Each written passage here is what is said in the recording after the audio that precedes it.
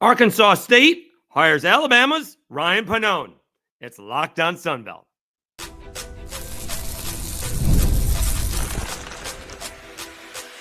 You are Locked on Sunbelt, your daily podcast on the Sunbelt Conference, part of the Locked on Podcast Network, your team every day.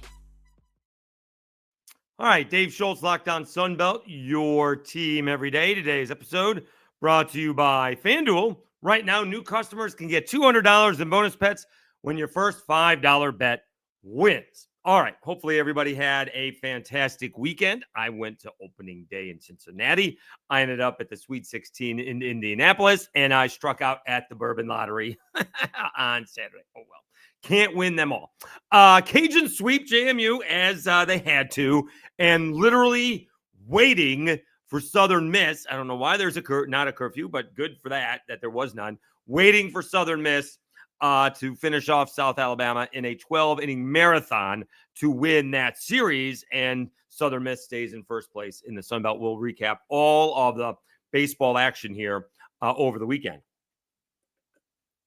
However, it came out Saturday, middle of the day, Saturday, I guess. Had to be because I was awake when it happened. Arkansas State hires Alabama's Ryan Pannone. It's a little bit different of a hire outside of the coincidence that he's another Nate Oates disciple, because you couldn't have any more divergent of a background than what Brian Hodgson had, which was college basketball, right? Following Nate Oates around and just college basketball. Because Ryan, although a ton of coaching experience, it's not like he doesn't have any coaching experience.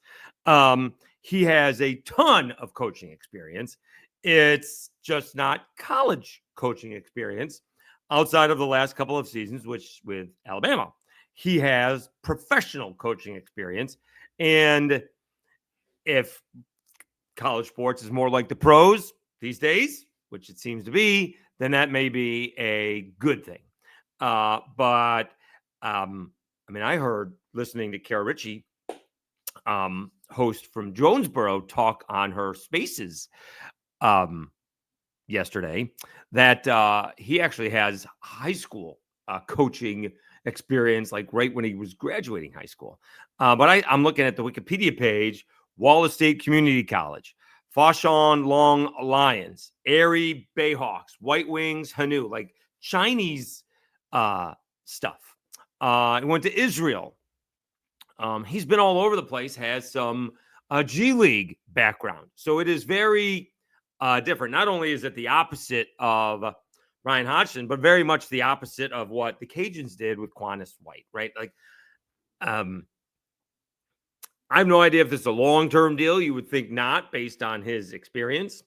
But also, I'm not sure he's in college for a long time, right? Again, I'm very good at talking out of both sides of my mouth, and we don't know what the end game is now. This is just my own thoughts. Like, I think the Mike Desimo hire for the Cajuns, he's there long-term. As long as he continues to put a winning product on the field, win a Sunbelt championship or two, and he hasn't yet, but he played in the Sunbelt championship game, and he's, hometown alum, and he's winning there, at least winning-ish, right? He's not going anywhere. Quantis White has grown up in the college game, played for Calvin Sampson at Oklahoma, coached under Calvin Sampson, is going to the Final Four with Houston, just hired an assistant coach from Loyola, New Orleans. He seems to be, and we'll see again, Calvin Sampson wins this championship, and they have a tall order, right? They have Duke, so it's a tall order. But, they got as good a shot as anybody, obviously. They've got a 25% chance. He may step aside. But having said that, if he doesn't, and he steps aside in a couple of years, Quantis White could take over.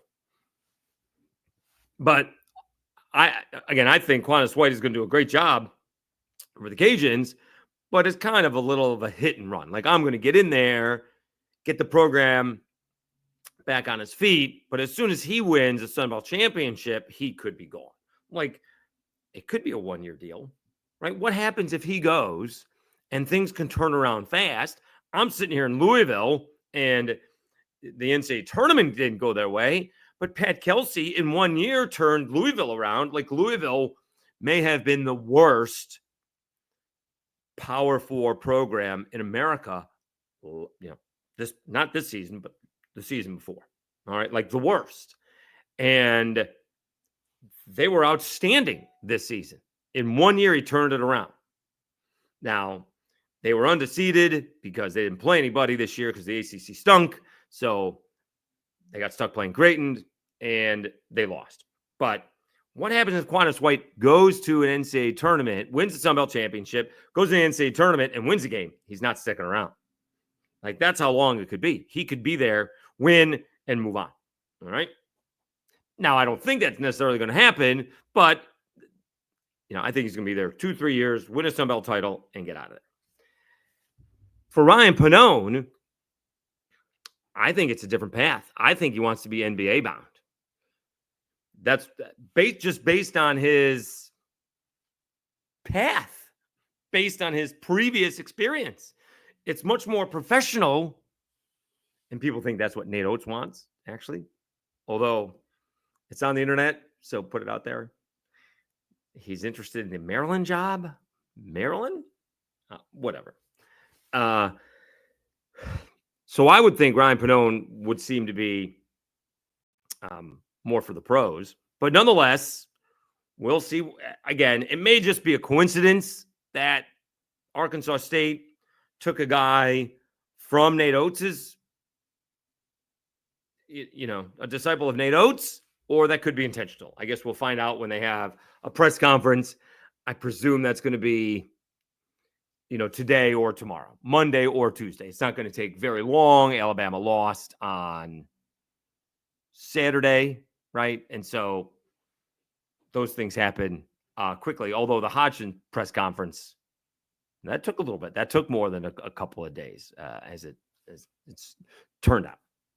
So we'll see when he is announced. I presume they're going to still run the all analytics. This guy was the, quote, offensive coordinator, so to speak, for Alabama. And so we'll see if he can keep any of the players. Again, you had a couple of guys, Pinion and Isaiah Nelson, already commit to USF. Presume they're still going. All right. We'll see if he can convince any of the guys that have not, and I don't know anybody who has, if they're going to stay in the portal or whatever the case may be. But, guys really do enjoy kind of running and gunning. The only thing I want to see from Pannone compared to what Hodgson has, there's no plan B when it comes to Brian Hodgson. If the three is not falling and we can't get anything inside, we don't have plan B. That's the only thing. That's the only thing. I'm not, and having watched a lot of the games, I'm not sure I saw a lot of plan B with a bunch of other teams either, actually. Like, I didn't see Michigan State do anything different, to be honest with you. And that's Tom Izzo. Like, they tried to double team down low, and that didn't seem to work. Like, they never got within. They got within 5 in the second half, and then after that, they never got within 8, and that was in the first 5 minutes of the second half. They never got within 8 after that. The game ended at 6, but now that I think about it, and then sometimes you just can't make a shot. So plan B may not matter if you can't make a shot. That's different. I'm talking maybe defensively. So we'll see. Of course, we're going to reach out and see if Coach Pannone wants to hop on and see what he knows about the Sunbelt. Remember, when Brian Hodgson was coming from Bama, he came from the MAC background. He came from the G5. So he knows what that's all about. This guy knows about the G League. We'll see what he knows about the Sunbelt. I'm sure he talked to Brian about this. So this guy may have been hired to replace Brian. We'll have to find that out. So may not know him at all for that fact of the matter. But I wouldn't be surprised if he called Brian to find out about the job, right? What's it like to live there, and so on and so forth. So Arkansas State has their guy, and we'll see how it works out. Everybody's excited down in Tampa about it. We'll see. And I do need to apologize. Obviously, USF lost their coach, passed away prior to the season, untimely death. Doesn't change the fact that they have not had, they've only had 2 winning seasons in the, since they went to the NCAA tournament in 11 and 12. So maybe, and I guess a bunch of guys did transfer to Alabama, I guess is what someone said in the comments. I did not double check that.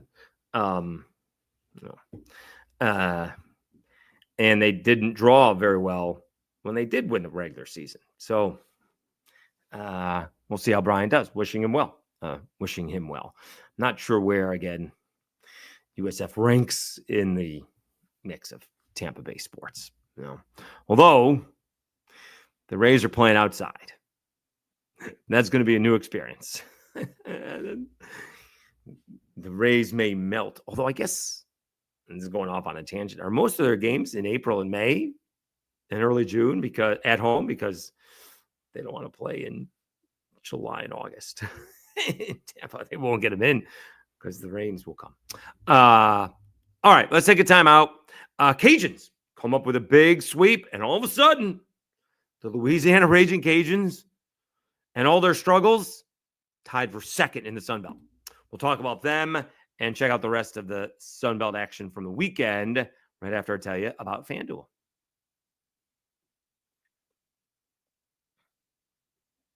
March Madness is here, down to the Final Four, and FanDuel is giving you the chance to get in on the action like never before. Right now, new customers can get $200 in bonus bets when your first $5 bet wins. That's 200 extra bucks to use on everything from buzzer beaters to Cinderella stories and who's cutting down the nets. I can tell you I got my eye on a few underdogs, but all the number 1 seeds are in San Antonio, so there's no underdogs. And FanDuel makes it easy to back them with spreads, totals, and game props. With tournament games happening almost every day, there's always something exciting to bet on. And the FanDuel app is simple to use, and when I win, I get paid instantly, no waiting around. So visit FanDuel.com and get in on the college hoops action all tournament long. I do have Auburn winning it, or I did have Auburn winning it. I did have 3 of the 4, Final Four, Duke, Houston, and Auburn. I did have St. John's, so I missed out on St. John's. That was the one that I swung and missed. Although Florida probably should have lost not once, but twice.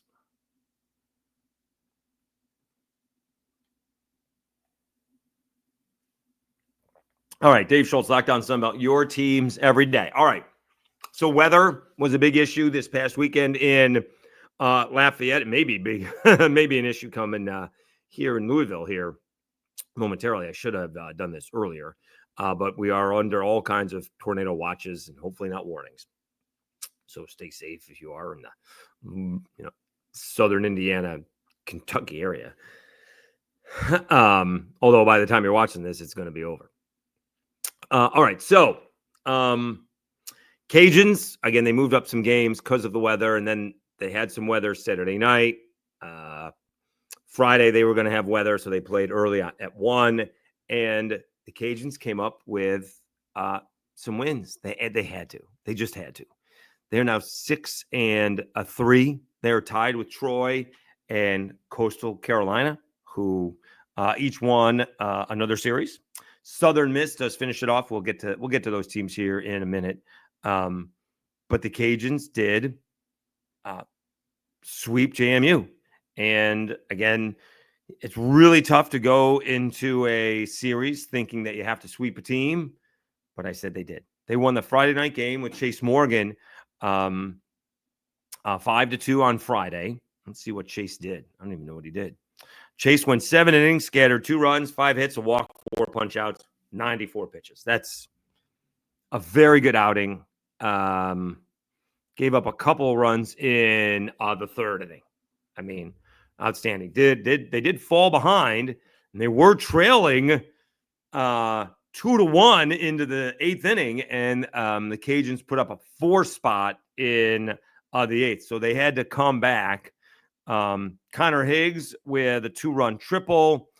Connor Stelly with he reached on an error, and Higgs scored, and then a Galt with an RBI single. So 4 runs coming in the 8th inning, giving the Cajuns a 5-2 win on Friday night. On Saturday, let's see what happened here. This was a late night ball game. They won 8-7.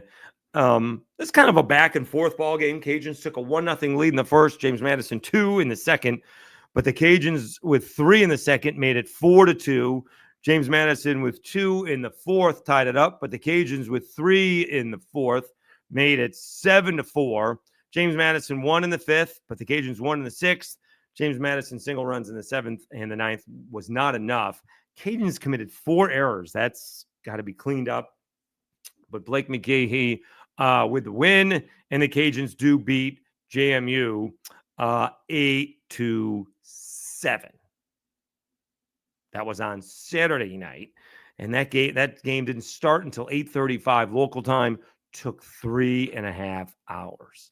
Ouch. And then they did win on a Sunday in a 3-0 ball game. J.R. Tollett pitched a complete game shutout. How about that? Don't see that very often in college baseball these days. A complete game shutout. Just doesn't happen. 4-hitter. Cajuns got on top. Stelly with a home run in the first, single runs in the fourth and the fifth. Higgs with a home run as well in the 5th inning. Won an outing by J.R. Tollett. 116 pitches, did hit a man, no walks, 11 strikeouts. That's outstanding. And what a, just in complete control all game long. So that's a great job by J.R. Tollett.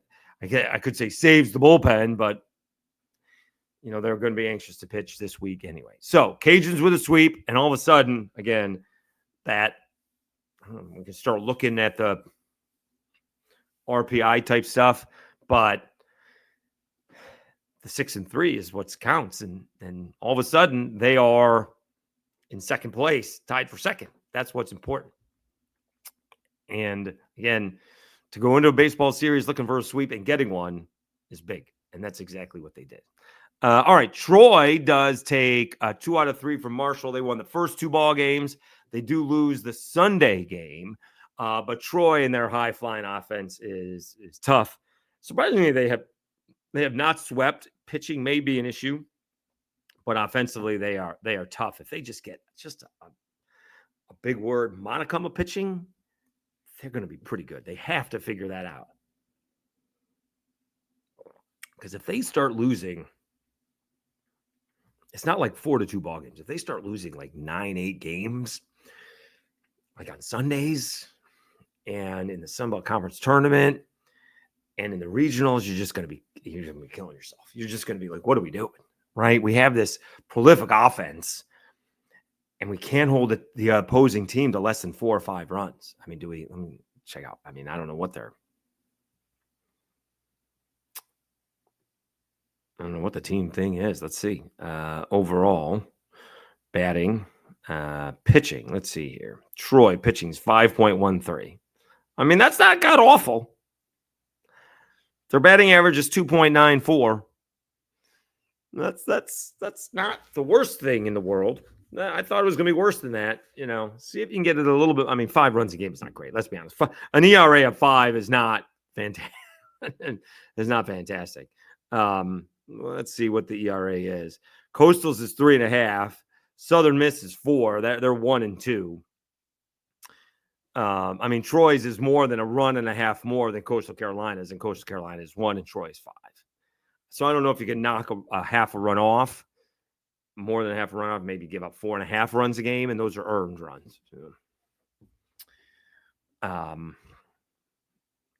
Again, if you're Troy and you're giving up 4 or 5 runs a game, you think you're going to win. and you start giving up more than 5 runs a game, that's where, if you're Troy and you lose 4-3, you're going to be like, all right, that's a tip of the cap to the other team. But if we start losing 9-8, that's on us. Can't do it. Can't do it. If we lose 4-3, okay. You can't be losing games 8-6 because you can't get anybody out. That's the problem. All right. And that's where we'll be looking at it. All right. As I mentioned, well, let's see, one more team here. Coastal also took 2 out of 3.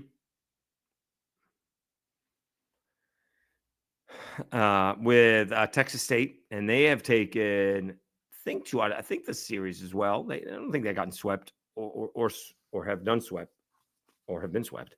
And again, these teams are all almost the same records. Troy has 1 more win. Southern Miss is 20-8. Troy is 21-8, and Coastal Carolina is 20-8. I think it's clear. Thank you, Captain Obvious. Those are the 3 best teams in the conference. Troy is, or Southern Miss is 7-2. Troy is 6-3. Coastal is 6-3.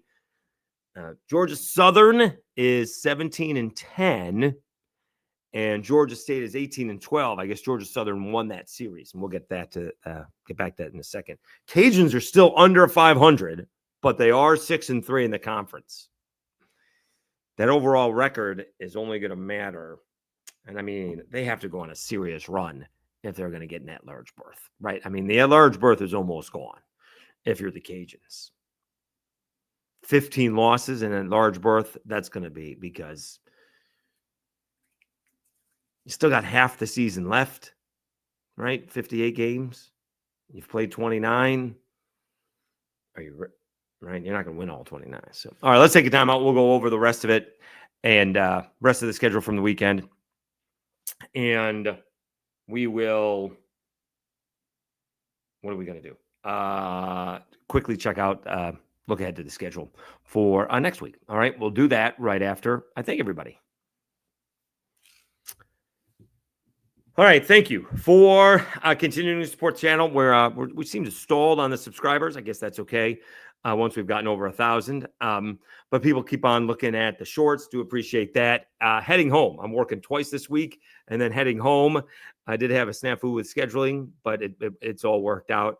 But I'm still going to be doing the podcast, so we won't have a problem with that. We will continue to reach out to the football coaches. I see what we can get done. Wednesday, I'm off. Thursday, I'm off. I have a function Thursday night. Friday, now I'm off all day. Saturday, I will be traveling, and then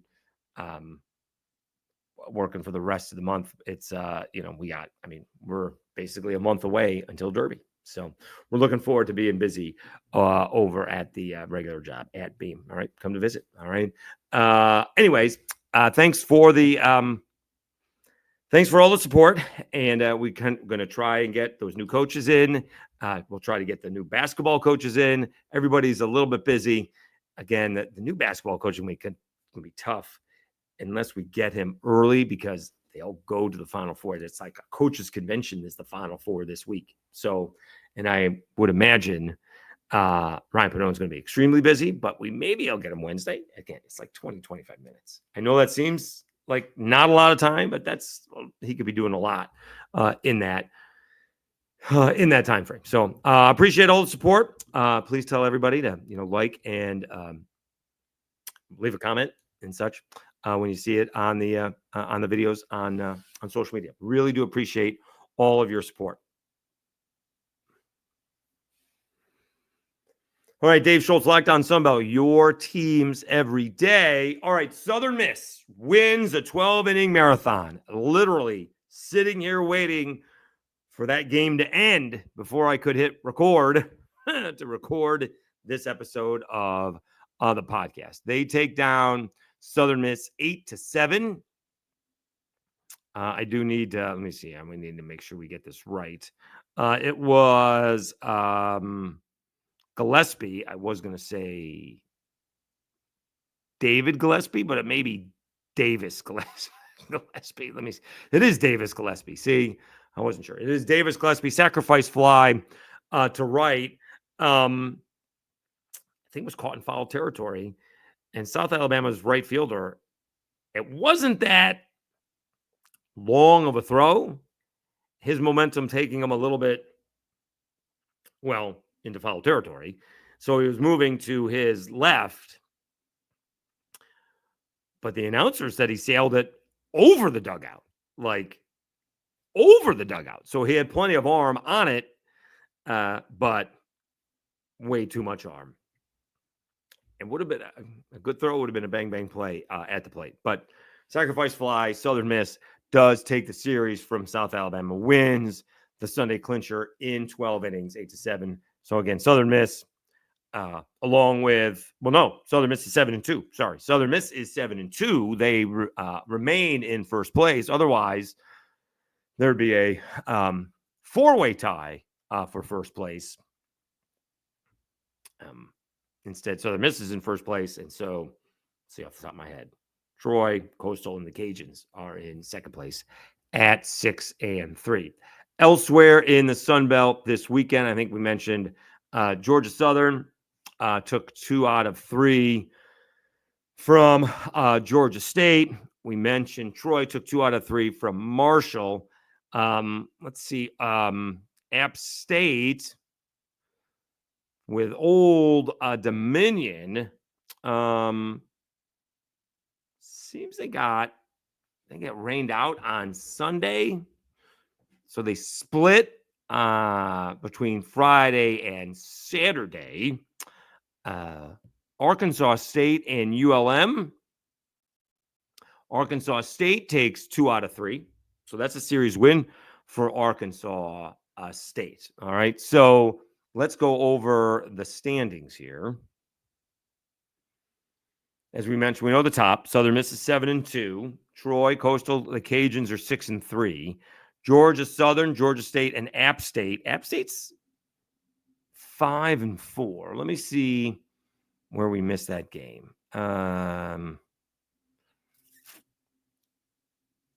So it says here, App State took 2 out of 3 from Old Dominion. Let me see if I read that wrong on the schedule part of it. Let me see here.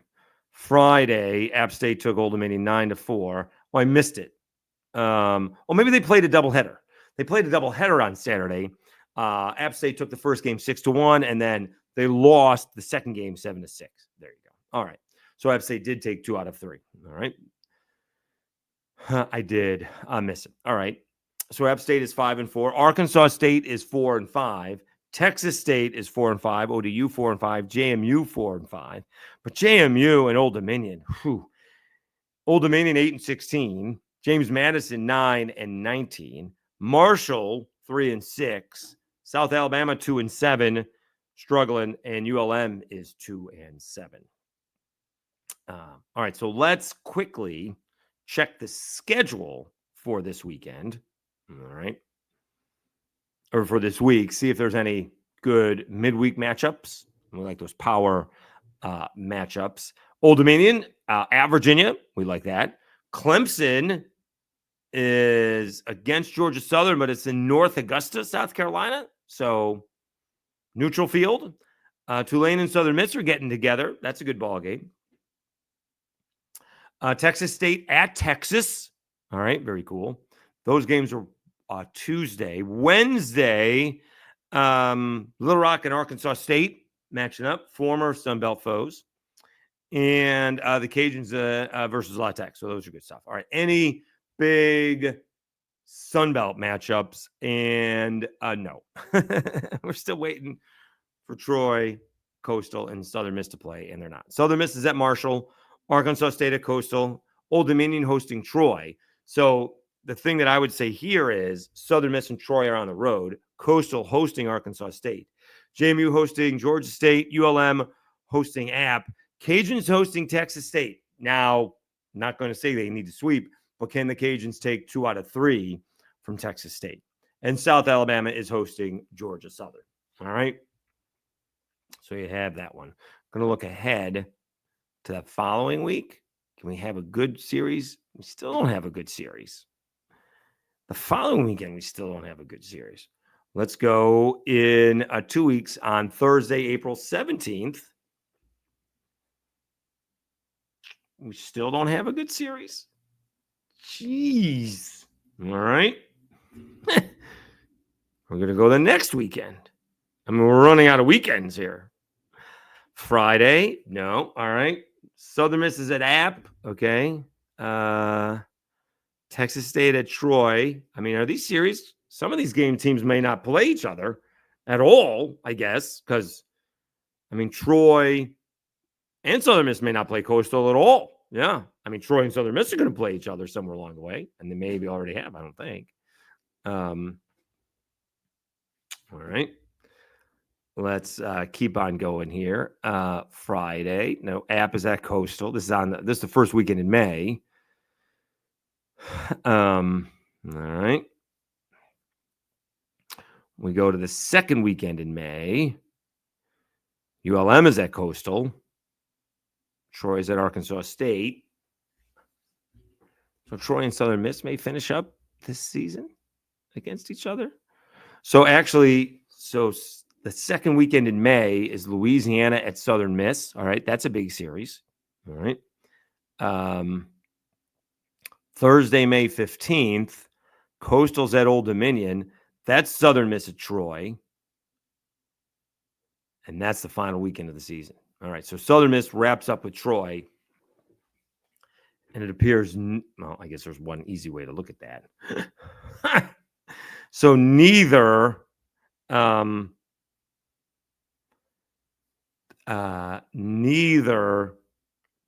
Troy or Southern Miss plays Coastal Carolina. Is that right? That's what it looks like. Wow. All right. That's interesting. That's what it appears to be. Oh, no, they already did. Oh, I'm a goofball. Troy already played Coastal. Okay. So I'm a goofball. All right. So that was last weekend. Super genius. So Coastal lost 2 out of 3 to Troy. Okay. So that's out of okay. So there you go. All right. So Coastal doesn't play Southern Miss. All right. So that's not bad. That's not bad. So Coastal lost 2 out of 3 to Troy. All right. So out of those 3, I mean, out of those 3 teams, they'll play 2 will play each other. That's right. So Southern Miss will play Troy, and Troy played Coastal Carolina. That's pretty good. They're not playing each other. They just played last weekend. Okay. All right. Again, that went on for a little bit too long. Sorry about that. Whew. I don't know. I'm not even going to say it should have hit me that they played last weekend. I know people were making a big deal out of it. That, like, why weren't we picking Coastal to beat Troy? Wasn't Troy at home? I guess. I don't know. I mean, Troy's the better team, I think, or at least the better offense. I did have that right? That Troy won the last 2 ball games. Yeah. So I'm not gonna sit here and say, "Ooh, I remember that." I didn't. I mean, I do now. But that Friday game, it was tied up, and Troy flipped the bat, and then Coastal scored the next 8 runs. So I do remember the series, but it's not like I sat there and, I should have remembered it. I didn't. All right. Thank you for your patience. Sorry about that. We will be back on Monday or on Tuesday with another edition of Locked On Sunbelt, your teams every day.